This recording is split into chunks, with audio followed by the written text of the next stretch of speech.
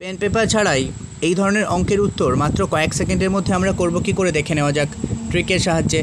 এখানে রয়েছে হচ্ছে 666 অর্থাৎ 666 এর স্কোয়ার, তার নিচে রয়েছে 1 2 3 2 1 অর্থাৎ এই ওপরেরটাকে এটা দিয়ে ভাগ করতে হবে। কিভাবে করব আমরা দেখে নেওয়া যাক খুব সহজে ট্রিকের সাহায্যে। প্রথমে একটা দাগ দিলাম। আচ্ছা, এই ফার্স্ট ব্র্যাকেটের মধ্যে লেখা যায় 6 × 1 1 1 স্কোয়ার, কারণ এটাকে 6কে 111 দিয়ে গুণ করালে 666 হয়। আর নিচে রয়েছে 1 2 3 2 1।